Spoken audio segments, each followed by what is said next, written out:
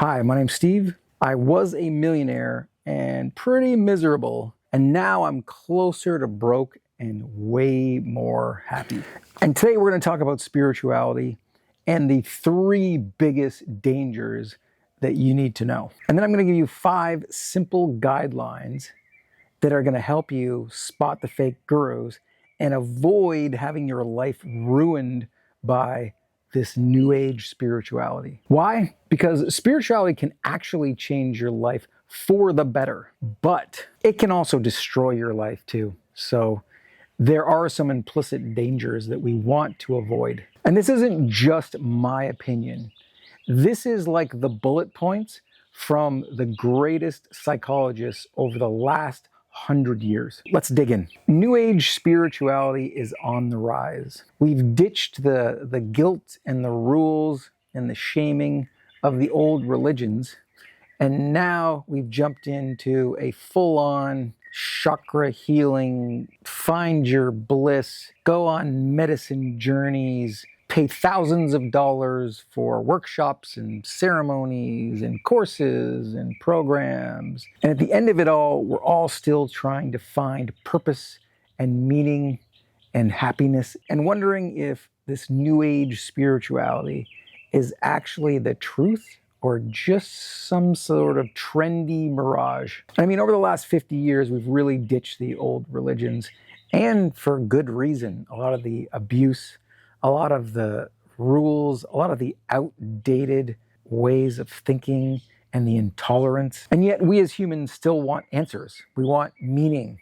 We want relief. We want a good community of people around us who are like-minded. We're actually starving for meaning, and without it, we're anxious, we're isolated, we feel hopeless, taking a lot of pharmaceutical drugs, there's depression, there's drug use, there's porn addiction, all of these things that we're struggling with. And why? Well, any good psychologist knows the answer, and is that as humans, we thrive on meaning, and we need a good community of people around us. And in fact, a 2023 study found that 65% of people who didn't have some sort of spiritual anchor in their life felt like life was just crushing them. And so New Age spirituality swoops in and says, no guilt, no sacrifices, no rules, just align your chakras, go to a cacao ceremony, pick your drug of choice in some kind of medicine journey, and you're in the club. But here's the first hidden danger, and that is it's escapism, and it's not a fix to what actually ails us in life. But if you're tired of bills and you're tired of your partner or your family or your boss, well, then you can just pick MDMA or ketamine or ayahuasca or a toad or mushrooms even, and next thing you know, you're on a trip somewhere and life just doesn't exist anymore. Reality is gone. The problem is, as soon as you're done, reality is right there facing you again. And escaping only delays or even creates more problems for you in life.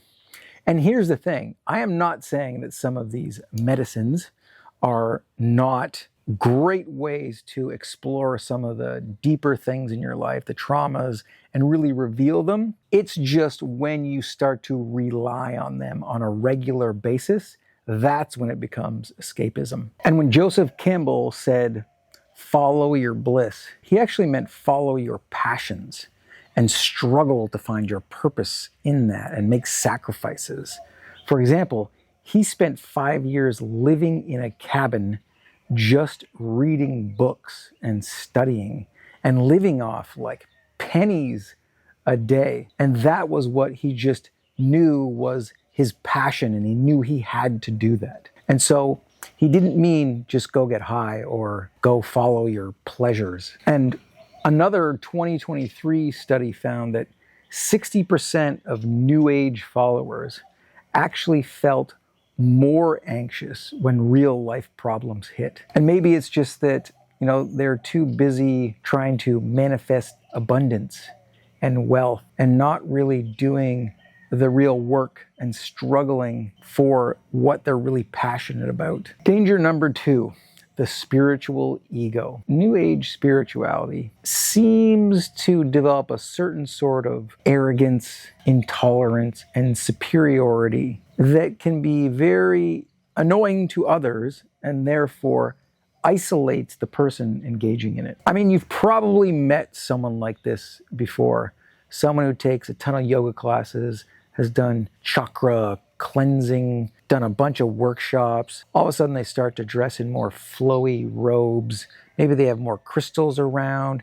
They have all this new vocabulary about prana and chakra healing and their truth and alignment, and suddenly they just think that they're more evolved than everyone else, and that their words suddenly carry so much weight. And it's really not the enlightenment that they may think it is. It's really just ego and pride dressed in flowing robes and chanting a lot. And unfortunately, it can also breed some old school tribalism, where the people that don't speak like them or don't accept their newfound enlightenment or don't agree with everything that they say, they become the people that are out. They just don't understand. And you create this in-group and this out-group. And they join the awakened crew, and then they start to shun anyone that doesn't absolutely buy into